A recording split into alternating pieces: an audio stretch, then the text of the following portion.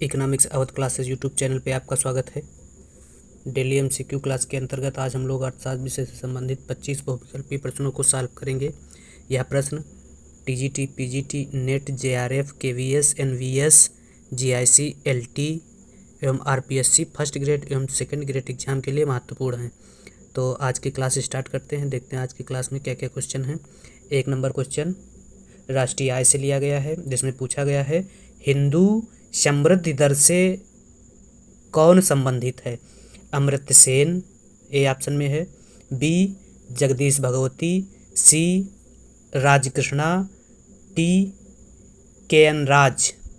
तो हिंदू समृद्धि दर से संबंधित जो अर्थशास्त्री हैं वह प्रोफेसर राजकृष्णा हैं। हिंदू समृद्धि दर की अगर बात की जाए तो 1950, 51 से और 1980-81 के बीच राष्ट्रीय आय में औसत वृद्धि रही। औसत वृद्धि का मतलब एनएनपी में जो वृद्धि रही 1950 और 51 से 1980-81 के बीच एनएनपी एफसी में जो वृद्धि दर रही वह 3.4% रही। जीडीपी एफसी में वृद्धि दर जो रही वह वृद्धि दर रही 3.1%। और पर कैपिटा इनकम प्रति व्यक्ति आय में पीसीआई में जो वृद्धि दर रही वह 1.2% रही। राष्ट्रीय आय की इस वृद्धि दर को अर्थशास्त्री निराशाजनक वृद्धि दर के रूप में स्वीकार करते हैं और कई अर्थशास्त्री सीएसओ के इस डेटा से खुश नहीं थे, तो उन्होंने अपना खुद का डेटा प्रस्तुत करने का विचार किया और वह भी इसी नतीजे पर पहुंचे जो ये डाटा सीएसओ द्वारा दिया गया था। कुछ अर्थशास्त्रियों ने अपना डेटा निकाला राष्ट्रीय आय के संबंध में और वह भी इसी नतीजे पर पहुंचे और राष्ट्रीय आय में वृद्धि दर औसत 3.5% रहने की बात उन लोगों ने भी कही। 3.5% की इस वृद्धि दर को अर्थशास्त्री professor Rajkrishna Hindu growth rate कहते हैं, हिंदू वृद्धि दर कहते हैं। यह वृद्धि दर हिंदू वृद्धि दर 1950-51 से 1980-81 के बीच रही। इसी प्रकार से अगले दशक में 1980-81 से लगाकर 1991-90-91 के बीच में एनएनपी एफसी में जो वृद्धि दर रही वह 5.4% की वृद्धि दर प्राप्त की गई। जीडीपी में वृद्धि दर में भी कुछ वृद्धि हुई और यह वृद्धि दर 5.5 प्राप्त की गई और पर कैपिटा इनकम पीसीआई में जो वृद्धि दर प्राप्त की गई वह 2.6% की औसत दर से वृद्धि दर प्राप्त की गई। भारतीय अर्थव्यवस्था के लिए यह वृद्धि दर एक बेहतर वृद्धि दर थी, जिसे अर्थशास्त्रियों ने हिंदू वृद्धि दर जो 3.5% की थी उसको पार करने में सफलता प्राप्त की। तो हिंदू वृद्धि दर के आगे जब वृद्धि दर निकली सफलता प्राप्त 1980-90 के दशक में सफलता मिली थी, जिसमें एनएनपीएफसी 5.4% की दर से बढ़ी, जीडीपी एफसी 5.1% की दर से बढ़ी थी, 5.5% की दर से जीडीपी एफसी और पीसीआई 2.6% की दर से बढ़ी थी। इसी प्रकार से 1990-91 में 90-91 और 2001 के दशक के बीच एनएनपी एफसी में जो वृद्धि दर थी वह 5.6% की वृद्धि दर रही। जीडीपी एफसी में 5.8% की वृद्धि दर रही और पीसीआई में वृद्धि दर रही 3.8% की। 1990-91 में औद्योगिक सुधारों की वजह से विकास दर में अपेक्षाकृत वृद्धि जो है वह अच्छी देखने को मिली या संतोषजनक वृद्धि रही, जिसे प्रोफेसर राजकृष्णा ने सुपर हिंदू ग्रोथ रेट कहा। तो राजकृष्णा राष्ट्रीय आय के वृद्धि दर के संदर्भ में 2 नई विचारधारा देते हैं जिनको वे हिंदू वृद्धि दर और सुपर हिंदू वृद्धि दर या सुपर हिंदू ग्रोथ रेट के नाम से संबोधित करते हैं। तो ये स्मरणीय है कि प्रोफेसर राजकृष्णा हिंदू वृद्धि दर से संबंधित अर्थशास्त्री हैं। सी सही है। अगला 2 नंबर क्वेश्चन, भारत में गरीबी हटाओ का नारा किस पंचवर्षीय योजना में दिया गया? दूसरी, चौथी, 9वीं, 5वीं? तो 5वीं पंचवर्षीय योजना में गरीबी हटाओ का नारा दिया गया था। दूसरी पंचवर्षीय योजना में भारी तथा आधारभूत उद्योगों के विकास पर बल दिया गया। दूसरी पंचवर्षीय योजना में 9वीं पंचवर्षीय योजना में सामाजिक तथा न्याय के साथ आर्थिक विकास पर बल दिया गया। और चौथी पंचवर्षीय योजना में स्थिरता के साथ आत्मनिर्भरता की प्राप्ति की कोशिश की गई। और 5वीं पंचवर्षीय योजना में गरीबी उन्मूलन या गरीबी हटाओ का नारा दिया गया था। इसके अलावा पहली पंचवर्षीय योजना में कृषि विकास पर बल दिया गया। तीसरी में आत्मनिर्भर व स्वस्फूर्ति की स्थापना पर जोर दिया गया। छठी योजना गरीबी निवारण था, रोजगार सृजन से संबंधित थी। 7वीं योजना का जो केंद्रीय बिंदु था वह कृषि विकास से प्रेरित समृद्धि से संबंधित था। और 8वीं पंचवर्षीय योजना का जो केंद्रीय बिंदु था मानव संसाधन का विकास था। इसी प्रकार से तीव्र और अधिक समावेशी विकास 11वीं पंचवर्षीय योजना 2002 से 12 के बीच का लक्ष्य रखा गया। और 2012 से 17 के बीच 12वीं पंचवर्षीय अंतिम पंचवर्षीय योजना का जो लक्ष्य था तीव्र, संपोषणीय और अधिक समावेशी विकास रखा गया। तो यह पंचवर्षीय योजना के कुछ केंद्रीय बिंदु थे। यहाँ से भी क्वेश्चन मिल जाता है। अगला क्वेश्चन है, निम्न संतुलन पास सिद्धांत किसने दिया? Nelson, Rodan, Robinson, Lewis? निम्न संतुलन पास सिद्धांत के प्रतिपादक अर्थशास्त्री नेल्सन को माना जाता है।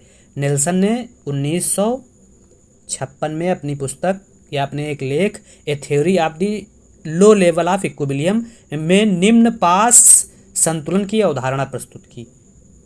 नेल्सन का यह सिद्धांत या नेल्सन का निम्न संतुलन पास का सिद्धांत जो है अल्पविकसित अर्थव्यवस्थाओं के लिए था। नेल्सन का सिद्धांत जो है आय निर्धारण, 3 बातों की बात करता है नेल्सन का सिद्धांत।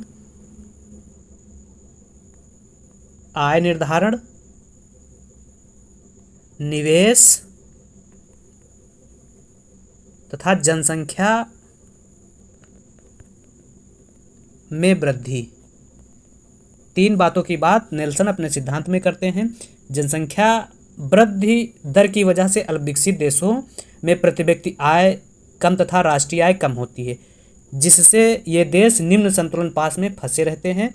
निम्न संतुलन पास से बाहर निकलने के लिए नेल्सन बताते हैं कि अल्पविकसित देशों को इतनी मात्रा में निवेश करना चाहिए कि प्रति व्यक्ति आय की वृद्धि दर जनसंख्या की वृद्धि दर को पीछे छोड़ दे। प्रति व्यक्ति आय की वृद्धि दर जनसंख्या की वृद्धि दर को पीछे छोड़ दे, अर्थात प्रति व्यक्ति आय तेजी से बढ़े और जनसंख्या की वृद्धि धीमी गति से बढ़े। तो ऐसी स्थिति में अर्थव्यवस्था जो निम्न संतुलन पास में फंसी है वह निम्न संतुलन पास से धीरे धीरे बाहर निकलेगी। तो नेल्सन निम्न संतुलन पास से संबंधित अर्थशास्त्री हैं या निम्न संतुलन पास का सिद्धांत नेल्सन ने दिया था।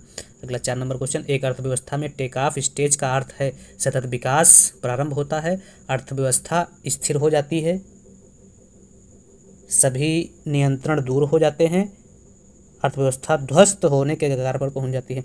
तो टेक ऑफ स्टेज जो है वह रोस्टो के आर्थिक विकास के जो 5 चरण दिए गए थे उन्हीं चरणों में से है। तो टेक ऑफ स्टेज जो है आत्मस्फूर्ति की अवस्था से संबंधित है, जिसमें क्या होता है सतत विकास प्रारंभ हो जाता है। सतत विकास प्रारंभ होता है, ए ऑप्शन दिया है, सतत विकास प्रारंभ होता है। और यहाँ यह ऐसी अवस्था है जिसमें स्थिर समृद्धि की विरोधी शक्तियाँ पूर्णतः समाप्त हो जाती हैं तथा आर्थिक समृद्धि लाने वाली शक्तियाँ अधिक प्रबल हो जाती हैं, अर्थात सतत विकास तेजी से बढ़ने लगता है। ए ऑप्शन सही है। रोस्टो द्वारा आर्थिक विकास के 5 चरण कौन कौन से बताए गए थे? पहला जो चरण था वह था परंपरागत समाज, दूसरा चरण था आत्मस्फूर्ति की अवस्था, तीसरा चरण था आत्मस्फूर्ति की अवस्था, दूसरा चरण था आत्मस्फूर्ति के पूर्व की अवस्था, और तीसरा चरण था आत्म स्फूर्ति की अवस्था, इसी को टेक ऑफ स्टेज कहा जाता है। और चौथा चरण जो था परिपक्वता की अवस्था, और पांचवा उच्च जन उपभोग की अवस्था। यह 5 अवस्थाएं जो है रोस्टो द्वारा विकास की अवस्थाएं दी गई थी। अगला जो क्वेश्चन है वह है 5 नंबर, सामाजिक द्वैत का सिद्धांत प्रस्तुत किया गया आर नर्क्स द्वारा, जे एच बोके द्वारा, जे के गॉयल ब्रेथ द्वारा और जी मिर्डल द्वारा। तो सामाजिक द्वैत का सिद्धांत जो है जे एच बोके द्वारा प्रस्तुत किया गया था। बोके का सामाजिक द्वैत का सिद्धांत जो है इंडोनेशियाई अर्थव्यवस्था पर आधारित है। यह भी क्वेश्चन पूछा जा सकता है कि सामाजिक द्वैत का बोके सिद्धांत किस देश की अर्थव्यवस्था पर आधारित है, तो यह इंडोनेशियाई अर्थव्यवस्था पर आधारित है, जिसमें बोके के अनुसार आर्थिक दृष्टि से किसी समाज में 3 विशेषताएं या विशिष्टताएं पाई जाती हैं। पहली विशेषता जो है सामाजिक भावना की, दूसरी संगठनात्मक रूप की, और तीसरी सामाजिक ढंग या सामाजिक प्रणाली की भावना पाई जाती है। इसके अलावा कुछ अन्य सिद्धांत द्वैत सिद्धांत के संबंध में दिए गए थे, जिसमें कृषि तथा औद्योगिक द्वैत का सिद्धांत आर्थर लेविस ने दिया था। अंतर्राष्ट्रीय द्वैत का सिद्धांत मिंट एवं मिर्डल द्वारा दिया गया। टेक्नोलॉजी द्वैत का सिद्धांत वी मिन्हास द्वारा दिया गया, वी हिगिंस द्वारा दिया गया था, और वित्तीय द्वैत का सिद्धांत मिंट द्वारा दिया गया था। तो सामाजिक द्वैत का सिद्धांत जे एच बोके द्वारा दिया गया था। क्या है इसमें? बी ऑप्शन सही हो जाएगा 5 का। 6 नंबर क्वेश्चन, कृषि तथा औद्योगिक द्वैत का सिद्धांत किसके द्वारा दिया गया? तो अभी हम लोग बताए थे, मतलब जाने कि कृषि तथा औद्योगिक द्वैत का सिद्धांत आर्थर लेविस द्वारा दिया गया था। आर्थर लेविस किस नंबर पे है? आर्थर लेविस सी ऑप्शन में, 6 का सी सही हो जाएगा। इसके अलावा मिंट द्वारा कौन सा सिद्धांत दिया गया? वित्तीय द्वैत का सिद्धांत मिंट द्वारा दिया गया था। वी हिगिंस द्वारा कौन सा सिद्धांत दिया गया? वी हिगिंस द्वारा टेक्नोलॉजी द्वैत का सिद्धांत दिया गया। और जे एच बोके द्वारा सामाजिक द्वैत का सिद्धांत दिया गया था। तो 6 का सही आंसर सी है। अगला 7 नंबर क्वेश्चन, वित्तीय द्वैत का सिद्धांत किसके द्वारा दिया गया? तो वित्तीय द्वैत का सिद्धांत मिंट द्वारा दिया गया था। इसके अलावा बी हिगिंस द्वारा टेक्नोलॉजिकल द्वैत का सिद्धांत दिया गया, आर्थर लेविस द्वारा कृषि तथा औद्योगिक द्वैत का सिद्धांत दिया गया। अगला क्वेश्चन है, टेक्नोलॉजी द्वैत का सिद्धांत किसके द्वारा दिया गया? तो वी हिगिंस द्वारा टेक्नोलॉजी द्वैत का सिद्धांत दिया गया था। तो 8 नंबर में सही answer Arthur Lewis, Milton, Mint. 8 में कोई नहीं हो, वी हिगिंस ऑप्शन में दिया ही नहीं है। अंतर्राष्ट्रीय द्वैत का सिद्धांत जो है, क्या पूछा गया है 8 नंबर में? टेक्नोलॉजी द्वैत का सिद्धांत। टेक्नोलॉजी द्वैत का सिद्धांत वी हिगिंस ने दिया, ऑप्शन में दिया नहीं, तो कोई नहीं हो जाएगा। 8 का डी सही है। 9 अंतर्राष्ट्रीय द्वैत का सिद्धांत वी हिगिंस ने दिया, तो अंतर्राष्ट्रीय द्वैत का सिद्धांत जो है मिंट एवं मिर्डल द्वारा दिया गया था। बी ऑप्शन सही है। वी हिगिंस द्वारा टेक्नोलॉजी द्वैत का सिद्धांत दिया गया, आर्थर लेविस द्वारा कृषि तथा औद्योगिक द्वैत का सिद्धांत दिया गया, और मिंट द्वारा वित्तीय द्वैत का सिद्धांत दिया गया था। 9 का सही आंसर बी है। 10 स्वतः स्फूर्त अवस्था किस अर्थशास्त्री के विकास सिद्धांत से संबंधित है? तो स्वतः स्फूर्त की अवस्था जो है प्रोफेसर रोस्टो द्वारा दी गई थी। सी सही है।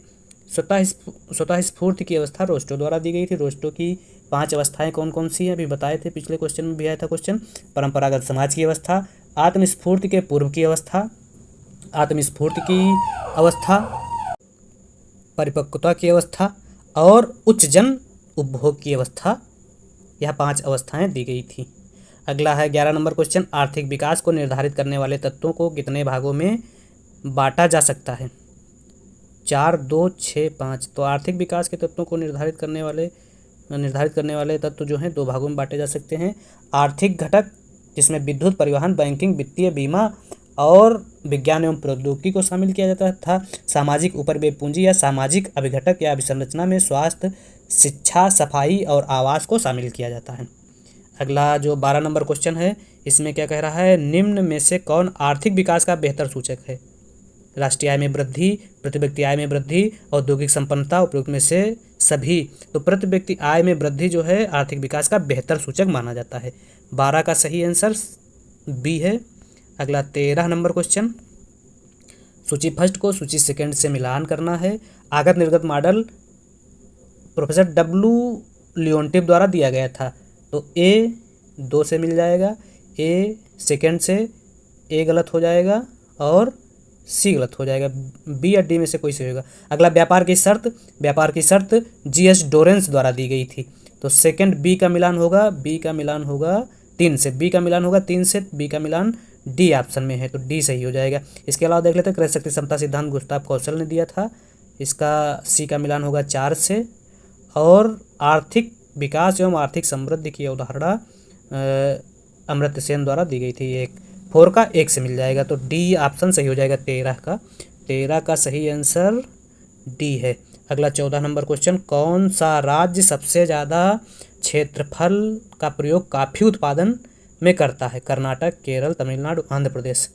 तो कॉफ़ी उत्पादन में सबसे ज़्यादा जो भूमि का उपयोग करता है वह करता है कर्नाटक, 14 ए सही है। 15, वह कीमत जिस पर भारतीय खाद्य निगम सर्वाधिक वितरण के लिए खाद्यान्न का वितरण करता है कहलाती है? वैधानिक न्यूनतम, निकासी कीमत, समर्थन कीमत, एकत्रण कीमत। तो निकासी कीमत कहलाती है या निकासी मूल्य कहा जाता है। आईएफसी की स्थापना 1965 में हुई थी। 15 का बी सही है। 16 नंबर क्वेश्चन, भारतीय कृषि में बृहद पैमाने पर मशीनीकरण संभव नहीं है क्योंकि किसानों की उदासीनता है मशीनीकरण के प्रति। जोत उपविभाजन एवं विखंडन, तो जोत उपविभाजन एवं विखंडन से मशीनीकरण संभव नहीं है क्योंकि छोटे छोटे खेत हैं, वही बी सही हो जाएगा। 16 नंबर क्वेश्चन का आंसर जो है वह बी होगा। अगला 17 नंबर क्वेश्चन में क्या है, किस भारतीय शहर की जनसंख्या सबसे अधिक है? शहरों में अगर पूछा जाए किस भारतीय शहर की जनसंख्या सबसे ज़्यादा है तो मुंबई की जनसंख्या सबसे ज़्यादा है। अगर राज्यों में पूछा जाए किस राज्य की जनसंख्या सबसे ज़्यादा है तो उत्तर प्रदेश की जनसंख्या सबसे ज़्यादा है। अगला 18 नंबर क्वेश्चन में क्या है, भारत में सबसे अधिक वन्य क्षेत्र किस राज्य में? राज्य के पास है पंजाब, तमिलनाडु, उत्तर प्रदेश, मध्य प्रदेश। तो वन क्षेत्रों की अगर बात की जाए सबसे ज़्यादा वन क्षेत्र जो है वह एमपी के पास है पहले नंबर पे, और दूसरे नंबर पे आंध्र प्रदेश है वन क्षेत्र सबसे ज़्यादा क्षेत्रफल में। और अगर प्रतिशत में वन पूछा जाए तो सबसे ज़्यादा मिजोरम के पास वन है, 84.53% वन मिजोरम के पास हैं, और सेकंड नंबर पे वन जो है वह अरुणाचल प्रदेश के पास है प्रतिशत के मामले में। 2021 में सर्वाधिक वन क्षेत्र में जो वृद्धि करने वाला राज्य है वह आंध्र प्रदेश है, सबसे ज़्यादा वनों में वृद्धि हुई थी 2019 और 21 के बीच में, और सेकंड नंबर पे तेलंगाना में वृद्धि हुई थी। 17 राज्यों में 33% से अधिक भाग पर वन है और 12 राज्यों में 33 से 75% के बीच वन पाए गए हैं। सबसे ज़्यादा मैंग्रोव वन गुजरात में पाए जाते हैं। कुल वन क्षेत्रफल, कुल कितने क्षेत्रफल पर वन है तो 21.7% क्षेत्रफल पूरे भारत के वन है। और अगर गैर वन की बात की जाए तो गैर वन वाला जो भूमि है वह 76.87% है और खुले वन 9.34% भाग पर हैं।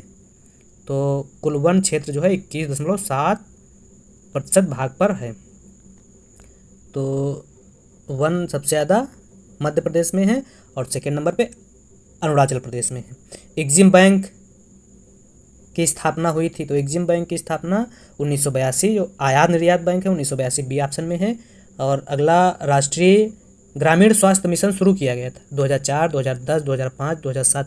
तो राष्ट्रीय ग्रामीण स्वास्थ्य मिशन जो है वह शुरू किया गया था 2005 में। राष्ट्रीय ग्रामीण स्वास्थ्य मिशन गरीबी निवारण प्रायोजित त्रिविधा में से एक है। गरीबी निवारण प्रायोजित त्रिविधा में 3 मुख्य कार्यक्रम भारत सरकार द्वारा चलाए गए हैं, जिसमें मनरेगा जो अकुशल श्रमिकों को रोजगार की गारंटी देता है, खाद्य सुरक्षा जो लोगों को खाद्यान्न उपलब्ध कराने की गारंटी देता है, और राष्ट्रीय ग्रामीण स्वास्थ्य मिशन, जो लोगों तक स्वास्थ्य की सुविधाएं पहुंचाता है, तो यह 2005 में प्रारंभ किया गया था। तीनों योजनाएं अपने आप में भारत सरकार द्वारा चलाई गई यूनिक योजनाएं हैं, अच्छी योजनाएं हैं। अगला फेमा एक्ट आया। FEMA act 1900, foreign exchange management act 1999 में आया था। 21 ये सही है। 22 भारत में सार्वभौमिक बैंकिंग की अवधारणा की सिफारिश की गई। R.H. खान समिति द्वारा, मल्होत्रा समिति द्वारा, हाशिम समिति द्वारा, Y.V. रेड्डी समिति द्वारा। तो R.H. खान समिति ने भारत में सार्वभौमिक बैंकिंग की अवधारणा की बात कही थी, ये सही हो जाएगा 22। 23 निम्न में प्रदर्शित है उपभोक्ता की बचत। तो उपभोक्ता की बचत कीमत क्या है? OA है पूरी कीमत, और वास्तव में OP मूल्य देने पर उपभोक्ता को वस्तु प्राप्त हो जाती है। तो AP को उपभोक्ता की बचत कह सकते हैं। APB C ऑप्शन में, C से। मुद्रा योजना शुरू की गई थी। मुद्रा योजना 8 अप्रैल 2015 को शुरू की गई थी, और मुद्रा योजना के अंतर्गत शिशु, तरुण और किशोर 3 श्रेणियों में ऋण प्रदान किया जाता है। अगला जो है विश्व बैंक की सुलभ ऋण खिड़की किसे कहा जाता है? IMF को, IDA को, ADB को, IFC को। तो विश्व बैंक की सुलभ ऋण की खिड़की जो है IDA को कहा जाता है। IDA C ऑप्शन में है, C सही हो जाएगा 25 का। तो इस प्रकार से आज की इस क्लास में हम लोगों ने 25 बहुविकल्पी प्रश्नों को सॉल्व किया, और यह जो MCQ सीरीज़ है वह डेली चलती रहती है। डेली 25 प्रश्न हम लोग सॉल्व करते हैं इसी प्रकार से।